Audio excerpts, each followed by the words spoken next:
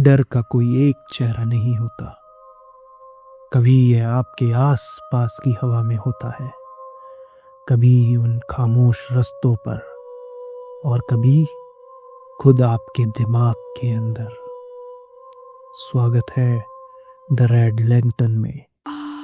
यहाँ हम किसी एक शैली में नहीं बंधते, हम उस हर चीज को टटोलते हैं जो आपको सोचने पर और सहमने पर मजबूर कर दे। चाहे वो दुनिया के उस पार का सच हो या इंसान की फितरत का अंधेरा, हम हर परत खोलेंगे।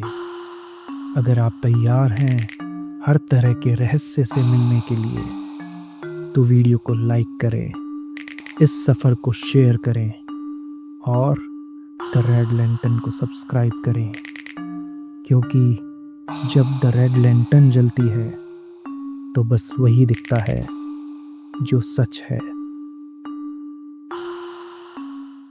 पिछली बार हमने देखा आरोही ने हार नहीं मानी। अभिषेक की वो टूटी हुई ऑडियो क्लिप जिसमें वो मदद की गुहार लगा रहा था, आरोही को दिल्ली से राजस्थान के उस वीरान गांव तक खींच लाई। गांव के बाहर सन्नाटा था, लेकिन हवेली जाग रही थी। जैसे ही आरोही ने हवेली में कदम रखा, उसके पीछे का भारी गेट हमेशा के लिए बंद हो गया। उसके सामने की दीवार पर एक ही संकेत था, एक तीर जो कि नीचे की ओर इशारा कर रहा था, और एक शब्द लिखा था, कुआं। आरोही जानती थी कि उसे उस अंधेरे में उतरना है जहां से कोई नहीं लौटता, लेकिन उसे यह नहीं पता था कि नीचे सिर्फ अंधेरा नहीं, बल्कि सच का एक ऐसा रूप उसका इंतजार कर रहा है जो इंसान की समझ से परे है। आरोही ने उस तीर के निशान का पीछा करना शुरू किया, लेकिन हवेली उसे इतनी आसानी से कुएं तक नहीं जाने देना चाहती थी। पहला कदम बढ़ाते ही उसे महसूस हुआ कि हवेली का नक्शा बदल रहा है। वह जिस गलियारे में चल रही थी वो अचानक लंबा होता जा रहा था। टॉर्च की रोशनी जहां तक जाती सिर्फ धूल और चाले दिखाई देते। उसके जूतों की आवाज टक टक करके गूंज रही थी, लेकिन हर तीसरी आवाज उसके अपने कदमों की नहीं लग रही थी। ऐसा लग रहा था जैसे कोई और भी है जो उसके रुकते ही रुक जाता है। अचानक आरोही को अपनी दाईं ओर एक दरवाज़ा दिखा। दरवाजे पर ताज़ा खरोच के निशान थे। उसने धीरे से दरवाज़ा धकेला। अंदर का नज़ारा देखकर उसकी सांस हलक में अटक गई। यह कमरा खाली नहीं था। सैकड़ों घड़ियां लटकी थी, दीवारों पर, छत पर, ज़मीन पर, लेकिन किसी भी घड़ी में सुइयां नहीं थी। सिर्फ टिक टॉक की आवाज आ रही थी। आरोही समझ गई, यह हवेली समय को नहीं मानती, यहाँ वक्त मर चुका है। तभी उन घड़ियों के बीच से आवाज आई, आरोही वापस जाओ। यह आवाज अभिषेक की थी। आरोही चिल्लाई, अभिषेक तुम कहाँ हो? आरोही ने उस कमरे से भागना शुरू किया। उसे समझ आ गया कि यह आवाज़ उसे गुमराह कर रही है। वह दौड़ती रही, गलियारे मुड़ते रहे, दीवारें उसे दबाने की कोशिश करती रही, जब तक कि वह एक विशाल हॉल में नहीं पहुंच गई। हॉल के बीचों बीच वह था, कुआं। यह साधारण कुआं नहीं था, इसका घेरा बहुत बड़ा था। कुएं की मुंडेर पर लाल पत्थर जड़े थे जो अंधेरे में अजीब तरह से चमक रहे थे, जैसे उन पत्थरों ने सदियों से खून पिया हो। कुएं के ठीक ऊपर की छत टूटी हुई थी, जहां से चांद की एक पतली मरी हुई रोशनी सीधे कुएं के मुंह पर गिर रही थी, लेकिन वह रोशनी अंदर नहीं जा पा रही थी। अंदर का अंधेरा इतना गाढ़ा था कि उसने रोशनी को वहीं रोक दिया। आरोही धीरे धीरे आगे बढ़ी। हवा में सड़े हुए फूलों और जले हुए मांस की मिली जुली बदबू आ रही थी। कुएं के पास पहुंचते ही उसे एक चीज दिखाई दी। कुएं की जगत पर अभिषेक का जूता रखा था, बिल्कुल सलीके से, जैसे किसी ने उसे वहां सजा कर रखा हो, एक निशानी की तरह, या शायद एक निमंत्रण की तरह। आरोही ने कुएं में झांका।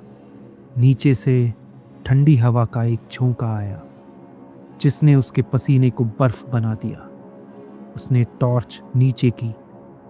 रोशनी की किरण ने नीचे कुछ दिखाया। लोहे की सीढ़ियां जो दीवार में गड़ी थी, जंग खाई हुई, टूटी हुई। उसे नीचे जाना ही था। उसने अपनी पीठ पर बैग कसा, टॉर्च को दांतों के बीच दबाया और अपना पहला पैर उस अंधेरे कुएं में उतार दिया। नीचे उतरते हुए हर कदम एक संघर्ष था। लोहे की छड़ें इतनी ठंडी थी जैसे वो बर्फ की बनी हो। दीवारों पर काई नहीं थी, बल्कि एक चिपचिपा काला पदार्थ। जब आरोही का हाथ दीवार पर लगा तो उसे महसूस हुआ पदार्थ हिल रहा है। यह कीड़े थे या हवेली की नसें? उसने नीचे देखने की हिम्मत नहीं की। तभी उसके कानों में एक फुसफुसाहट गूंजी, हवा से नहीं बल्कि सीधे उसके दिमाग के अंदर। रणवीर सिंह ने भी यही पनाह ली थी। उसने सोचा था वो पाप छिपा रहा है, लेकिन वो पाप को खाद दे रहा था। आरोही का पैर फिसला, वह बाल बाल बची। कंकड़ गिरने की आवाज से उसे गहराई का अंदाजा हुआ। यह कुआं जमीन के अंदर नहीं, बल्कि शायद पाताल तक जाता था। करीब 10 मिनट उतरने के बाद, जो उसे 10 साल जैसे लगे, उसके पैर ठोस जमीन पर पड़े। वह नीचे पहुंच चुकी थी। नीचे की दुनिया ऊपर से बिल्कुल अलग थी। यह कोई संकरा कुआं नहीं था। नीचे एक विशाल गुफा जैसा कमरा था। दीवारों पर मशालें नहीं थी, फिर भी एक नीली सी रोशनी हवा में तैर रही थी। और वहां एक कोने में कोई बैठा था, घुटनों में सर दिए, कांपता हुआ। अभिषेक! आरोही ने आवाज दी। लड़का चौंका।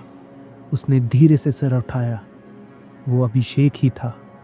उसके कपड़े फटे हुए थे, चेहरा धूल में सना था। वह दौड़कर आरोही के पास आया और उसे गले लगा लिया। तुम आ गई। मुझे पता था तुम आओगी। अभिषेक रो रहा था। चलो, जल्दी चलो आरोही, यहां से बाहर निकलने का एक रास्ता है, मैंने ढूंढ लिया है, उधर उस सुरंग के पीछे। आरोही को राहत महसूस हुई। उसने अभिषेक का हाथ पकड़ा।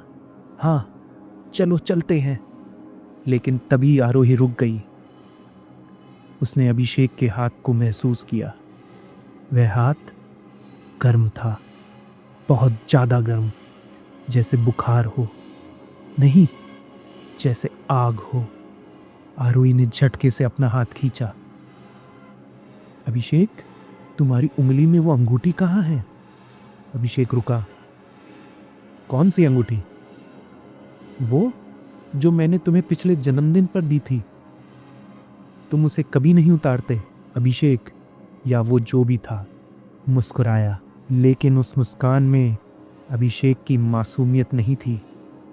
उस मुस्कान में क्रूरता थी। उसका चेहरा पिघलने लगा, आंखें फैलकर काली हो चुकी थी और उसकी आवाज बदल गई, एक भारी राक्षसी आवाज में। अभिषेक यहाँ नहीं है। उसे तो माँ ने अपनी गोद में सुलाया है। यह छलावा धुएं की तरह हवा में बिखर गया। आरोही अकेली खड़ी थी।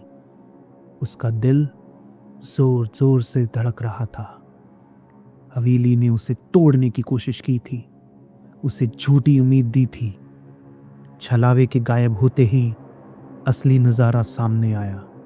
गुफा के दूसरे कोने में एक वेदी बनी थी। जले हुए काले पत्थर, राख का ढेर, और उस ढेर के बीच असली अभिषेक जंजीरों में बंधा हुआ था। वह बेहोश था।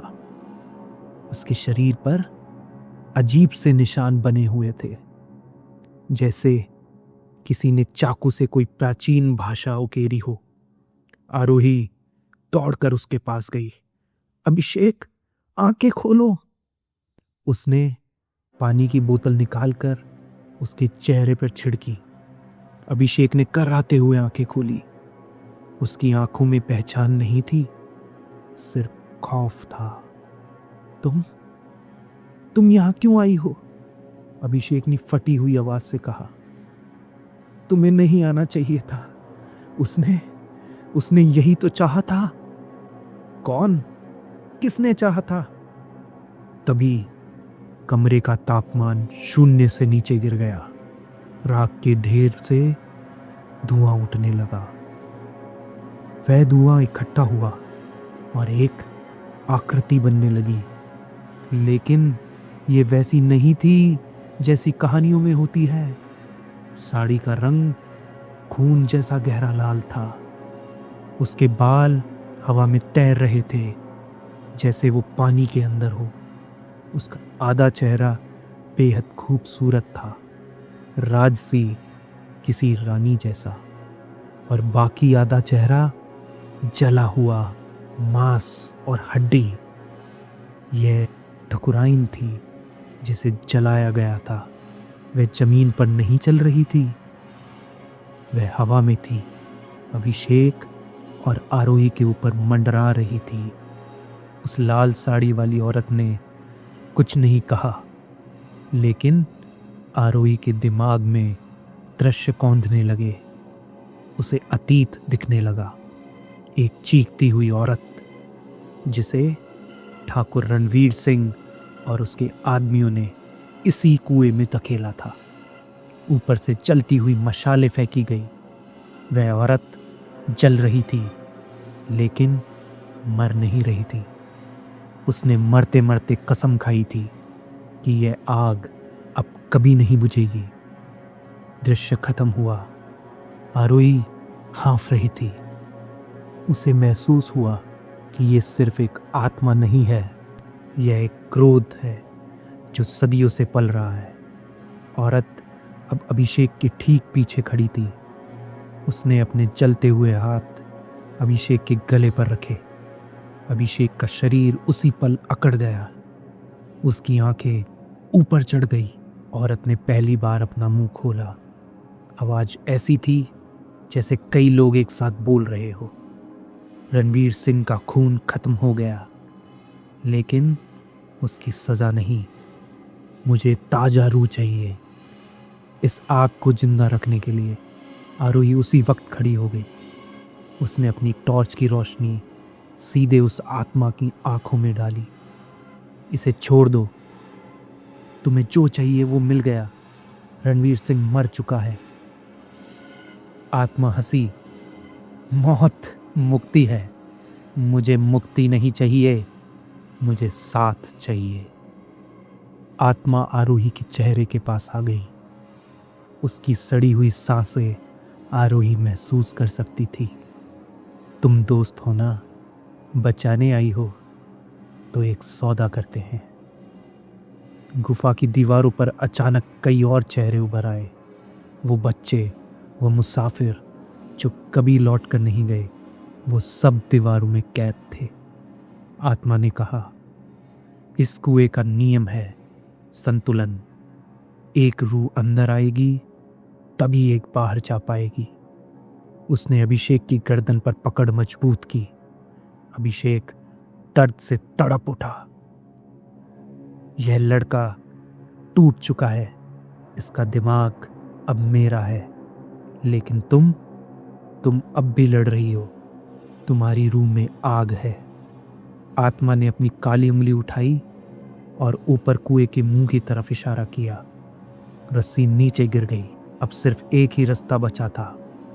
चुनो आरोही, या तो तुम अपनी जिंदगी देकर इस लड़के की टूटी हुई सांसें खरीद लो, या फिर तुम अकेली बाहर जाओ। और यह हमेशा के लिए मेरी दीवार का एक पत्थर बन जाएगा। आरोही ने अभिषेक की तरफ देखा। अभिषेक, जो अब होश में था, ना में सर हिला रहा था। उसकी आंखों में आंसू थे। वह कह रहा था, जाओ, मुझे छोड़ दो, भाग जाओ। लेकिन आरोही ने देखा कि अभिषेक की परछाई जमीन पर नहीं बन रही थी। उसकी परछाई दीवार की तरफ खिंच रही थी। समय खत्म हो रहा था। गुफा हिलने लगी। कुआं बंद होने वाला था।